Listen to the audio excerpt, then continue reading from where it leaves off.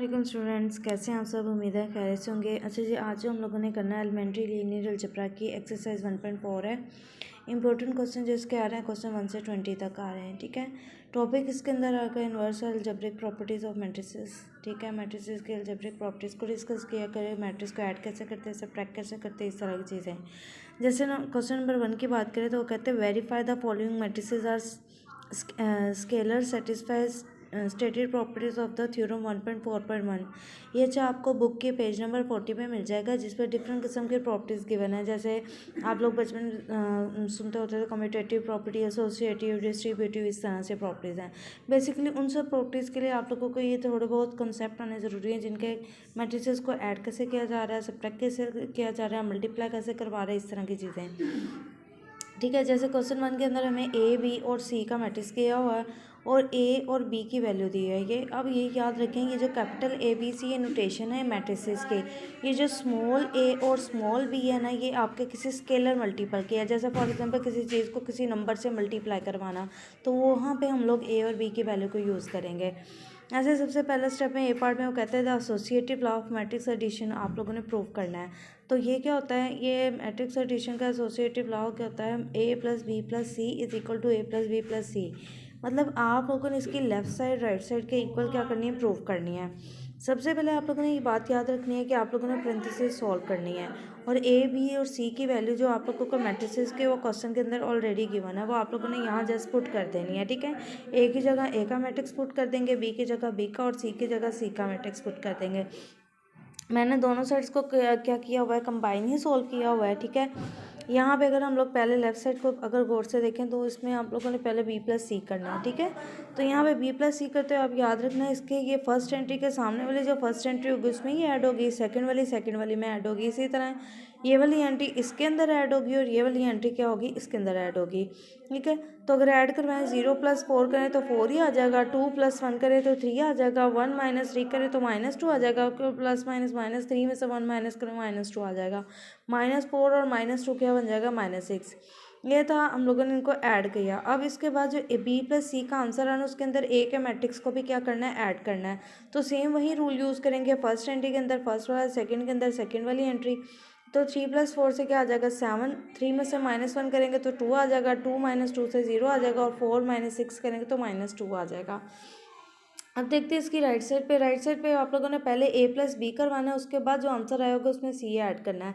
तो ए और बी की जगह पहले हम लोगों ने क्या किया, इनके मैट्रिसेस की जो वैल्यूज थी वो हम लोगों ने पुट कर दी हैं। ठीक है, इनके सेंटर में साइन है एडिशन का, इनको ऐड करवा लेंगे। फर्स्ट एंट्री में फर्स्ट को, सेकंड में सेकंड को, इसी तरह से 3 + 0 करेंगे तो 3 आ जाएगा, -1 और 2, 2 में से -1 करिए तो 1 आ जाएगा आपके पास, 2 और 1 ऐड किया 3 और 4 और -4 आपका क्या आ जाएंगे, 0 हो जाएंगे। अब जब इन दोनों मैट्रिसेस को ऐड करके आंसर आ जाएगा उसके अंदर फिर हम लोगों ने क्या करना है, इस लेफ्ट हैंड साइड के और राइट हैंड साइड के अकॉर्डिंग फिर सी के मैट्रिक्स को इसमें ऐड कराना है। अब ये देखिए अकॉर्डिंग टू देयर साइन इसको ऐड करवाना है। जैसे 3 + 4 आपके पास 7 आ जाएगा, 1 + 1 क्या आ जाएगा, 2 और 3 - 3 से 0 मिल जाएगा। 0 में कोई भी नंबर ऐड करें, सब्ट्रैक्ट करें, वो नंबर एज इट इज़ आ जाएगा, तो यहाँ पे -2 आ जाएगा। अब हम देख सकते हैं कि दोनों मैट्रिसेस के जो आपके पास लेफ्ट और राइट साइड का आंसर क्या आ गया है, सेम आ गया है। बस चलते हैं इसके नेक्स्ट क्वेश्चन की तरफ। अच्छा जी, अगर आप लोगों को एडिशन सब्ट्रैक्शन आ जाएगी ना, तो इसी तरह आप लोगों को क्वेश्चन 1 2 3 4 मतलब 4 तक क्वेश्चन आप लोग इजीली क्या कर सकते हैं, सॉल्व कर सकते हो। उससे बस यही चीज़ें ही छोटी छोटी डिस्कस की गई हुई हैं। ठीक है, अब आप कहेंगे वहाँ पे हमने ए और बी की वैल्यू नहीं यूज़ की, तो अच्छा वो थोड़ा सा मैं अभी यहाँ पे गाइड कर देती हूँ। फॉर एग्जाम्पल आपको लिखा होता ए और साथ कोई मैट्रिक्स, फॉर एग्जांपल 1 2 3 4 इस तरह से लिखा है। अब वो जो क्वेश्चन अंदर की ए की वैल्यू गिवन थी ना, वो वहाँ यहाँ लाके हम लोगों ने इसकी जगह पुट कर देनी। सपोज करें वो 2 थी, तो इनसाइड आपके पास 1 3 2 4 पड़ा है, तो इस बाहर वाले 2 ने इसकी ईच एंट्री से क्या होना है, मल्टीप्लाई होना है। ठीक है, तो यहाँ पे आंसर क्या बन सकता है, 2 1 2 2 3 का क्या आ जाएगा, 6 2 2 4 और 2 4 का क्या आ जाएगा, और ये आपका आंसर आ जाएगा। मतलब वो जो आप क्वेश्चन 1 से 4 तक सॉल्व करेंगे उसके अंदर ये जो स्मॉल ए और बी गिवन का ये मतलब है कि जो साथ मल्टीप्लाई में जो नंबर आ रहे होंगे वहाँ पे आप लोगों ने वैल्यूज पुट करनी है। ठीक है, बात करते हैं क्वेश्चन नंबर 5 के। इसके अंदर वो कहता है compute the inverse of the matrix का इन्वर्स कैसे फाइंड करते हैं। इसका आप लोगों को पहले तो बात फॉर्मूला आना चाहिए, वीडियो पॉज करके फॉर्मूला आप लोगों ने पहले नोट कर लेना है। ठीक है, ये आपके पास A inverse is equal to आता है adjoint of A over det of A, मतलब एडजॉइंट को ए के डिटर्मिनेंट से क्या करना है, डिवाइड करवा देना है। ए का मैट्रिक्स हमें गिवन है, इसका हम लोगों ने डिटर्मिनेंट पहले लेना है क्योंकि हमारे क्वेश्चन के अंदर रिक्वायर्ड था। और आपके पास इस फॉर्मूले के अकॉर्डिंग जब भी आप लोगों ने सॉल्व करना है तो पहले डिटर्मिनेंट डिफाइन करना है। अगर उसका आंसर ज़ीरो नहीं आता, फॉर एग्जांपल जीरो के अलावा कोई नंबर आता तो फिर हम इसका इन्वर्स एग्जिस्ट करता होगा। अगर आंसर ही डिटर्मिनेंट का जीरो होता है तो इन्वर्स एग्जिस्ट नहीं करेगा, हमें सॉल्व करने की भी ज़रूरत नहीं है उस चीज़ को, ठीक है। अच्छा जी, डिटर्मिनेंट कैसे लेते हैं? डायरेक्ट लेने का तरीका ये होता है, ये वाली जो आपके पास लेफ्ट डायगोनल होते हैं इनको आपस में मल्टीप्लाई करवाते हैं, सेंटर में माइनस का साइन होता है और फिर राइट डायगोनल को आपस में मल्टीप्लाई करवाते हैं, ठीक है। ये एरो की डायरेक्शन और फर्स्ट किस साइड को मल्टीप्लाई करवाना है ये चीज़ बहुत इंपॉर्टेंट है, ठीक है। सबसे पहले आप लोगों ने लेफ्ट डायगोनल से, ये जो लेफ्ट से राइट की तरफ मूवमेंट आ रही है ना, ये वाला डायगोनल, इसको हमेशा मल्टीप्लाई करवाया करना है। तो 2 और 4 की मल्टीप्लिकेशन, सेंटर में माइनस आ जाएगा, फिर 4 और -3 को मल्टीप्लाई करवाएंगे, क्या बन जाएगा आपके पास 2 4 द 8 और ये बन जाएगा 4 3 द 12 और माइनस माइनस क्या हो जाएंगे प्लस। तो 8 में 12 ऐड किए तो आपके पास 20 आ गया, मतलब इसका इन्वर्स एग्जिस्ट करता है। अब हम लोग एडजॉइंट फाइंड करेंगे। एडजॉइंट कैसे फाइंड किया जाता है? उसी मैट्रिक्स के आप लोगों ने ये जो आप लोगों के पास ये वाले डायगोनल एंट्रीज होती है ना, इन दोनों की आप लोगों ने जगह चेंज करनी है, ठीक है। और इन दो की आप लोगों ने क्या करने होते हैं, साइन चेंज करने होते हैं। लेफ्ट डायगोनल एंट्रीज की स्पेस चेंज करने हैं, प्लेस चेंज करें, और जो राइट डायगोनल एंट्रीज हैं इनके क्या करने हैं, साइन चेंज करने हैं। तो अब ये देखिए, मैंने ये 2 इधर था और 4 इधर था, तो अब इनकी प्लेस चेंज करेंगे तो 4 इधर चला जाएगा, 2 इधर आ जाएगा, और इन दोनों में से जो पॉजिटिव नेगेटिव उनके साइन क्या कर चेंज कर देंगे। जैसे नेगेटिव है तो वो पॉजिटिव हो गया और जो पॉजिटिव था वो नेगेटिव हो गया। अब हमारे पास एडजॉइंट भी है, डिटर्मिनेंट भी है, तो हमने इन दोनों की वैल्यूज को डिवाइड कराना है तो हमारे पास इनवर्स आ जाएगा। ऊपर मैंने एडजॉइंट का मैट्रिक्स लिख दिया है, नीचे मैंने जो टेट का आंसर हुआ है तो वो लिख दिया है। ईच एंट्री की डिवीजन में ये हम लोगों ने नंबर डिवाइड करवाना है। कटिंग पॉसिबल है तो करने के बाद आप लोगों को फाइनल आंसर जो बनेगा 1/5 3/20 -1/1/10 बन जाएगा। होपफुली कि इस चीज़ को आपने अंडरस्टैंड कर लिया होगा कि डिटर्मिनेंट कैसे, एडजॉइंट कैसे लेते हैं, डिटर्मिनेंट कैसे लेते हैं और इन्वर्स कैसे लेते हैं।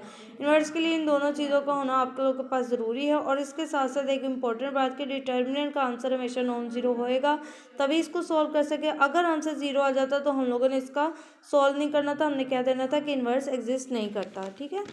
बात करते हैं क्वेश्चन इसके 6 7 की, ठीक है, जो कि 8 9 तक सेम चलेंगे। उसके अंदर भी उन्होंने कहा हुआ है find the inverse of the matrix. आप लोगों के पास एक मैट्रिक्स गिवन है, इस मैट्रिक्स के अंदर जो एंट्रीज हैं 1/2 e raise to power x plus e raise to power minus x है, 1/2 e raise to power x minus e raise to power minus x, और इसी तरह यहाँ पे भी एंट्रीज गिवन है।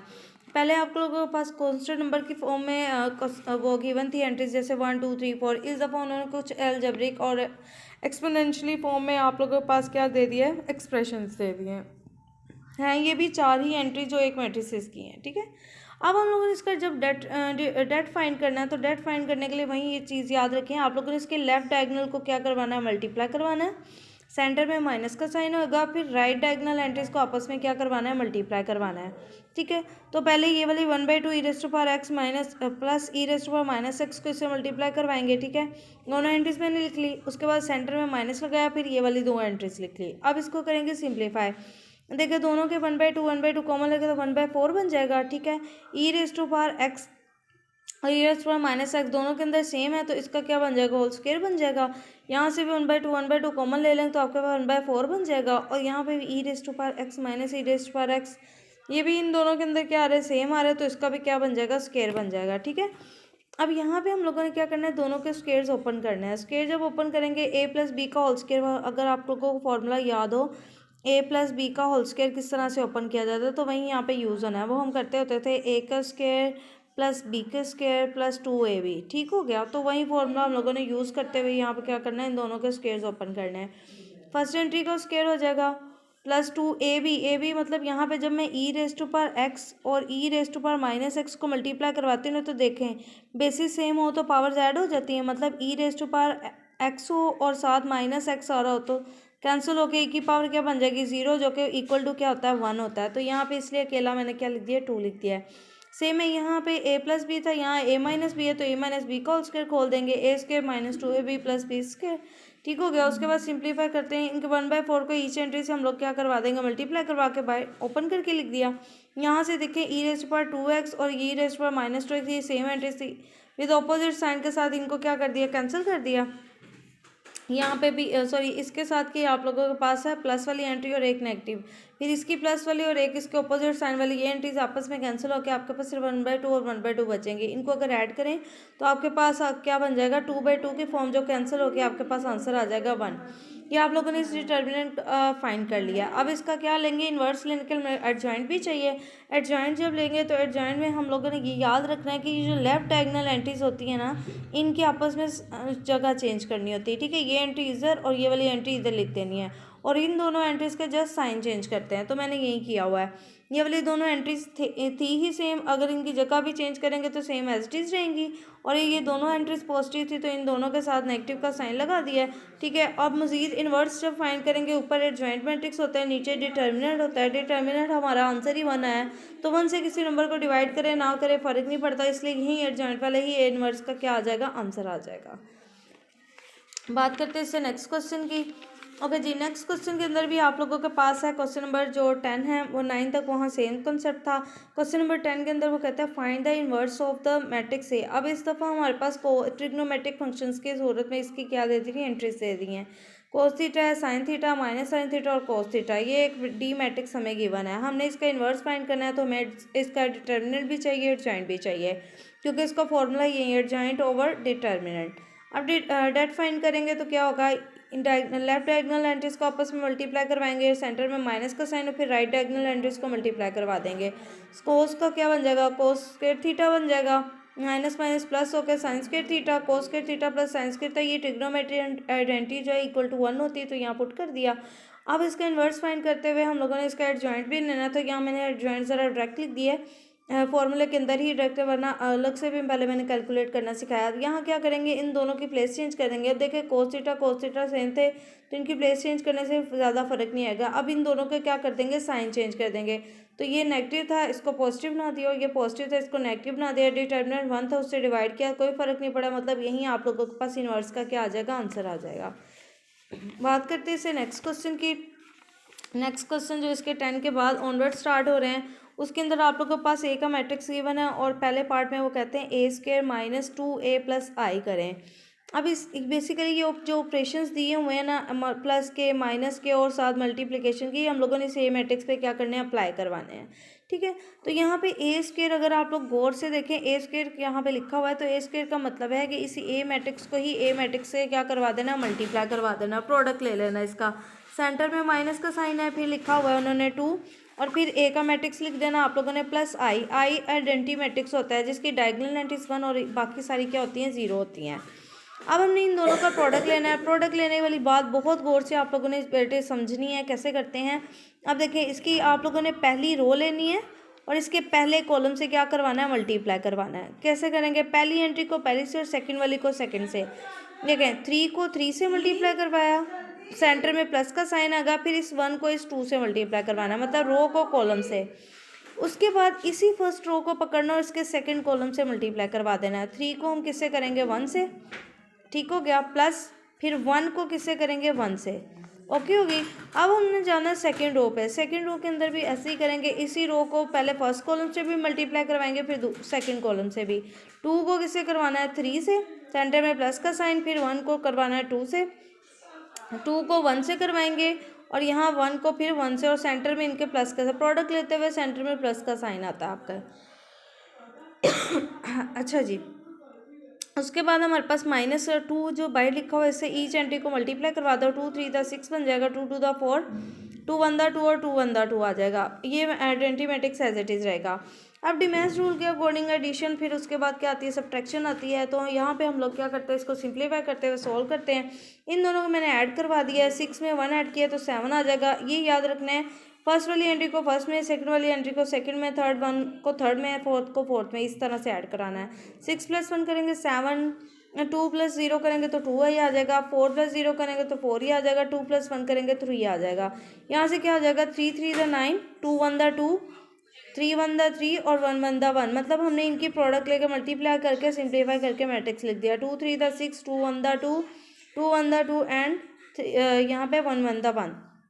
अब क्या करेंगे, इनको ऐड करा देना है। 9 + 2 से क्या मिल जाएगा 11, 3 + 1 से 4 मिल जाएगा, 6 + 2 से 8, 2 + 1 से 3। अब इन दोनों मेट्रिसेस के जो आंसर रहे हुए हैं इनके सेंटर में क्या आ रहा है, माइनस का साइन। अब फर्स्ट एंट्री में से फर्स्ट वाली को माइनस कर देना है, सेकंड वाली में से सेकंड को, इसी तरह बाकी प्रोसेस चलेगा। तो 11 - 7, ठीक है, यहाँ से क्या हो जाएगा 4 - 2, 8 - 4, 3 - 3। 11 में 7 माइनस करेंगे तो हमारे पास 4 आंसर, 4 में से 2 माइनस किए 2, 8 में से 4 माइनस करिए 4, 3 में से 3 माइनस करेंगे तो आंसर क्या आ जाएगा 0। ठीक हो गया। बी पार्ट के अंदर उन्होंने इसी क्वेश्चन के कहा हुआ है कि आपने a - 3 फाइंड करना है। तो a - 3 को सोल्व किस तरह से करेंगे, आपने इसका क्यूबिक जो 3 पावर है वो अंदर रख लेनी है और इस माइनस के साइन को बाहर ले जाना, जो कि -1 की फॉर्म में लिख सकते हैं। अब ये हम लोगों के पास इन्वर्स की नोटेशन होती है, ठीक है बेसिकली। तो a3 का मतलब है ए ही मैट्रिक्स को 3 दफ़ा मल्टीप्लाई करवाना है। तो मैंने 3 दफ़ा ए का ही मैट्रिक्स लिख लिया जो इस क्वेश्चन के अंदर हमें क्या है ऊपर मेंशन किया हुआ है। ठीक हो गया।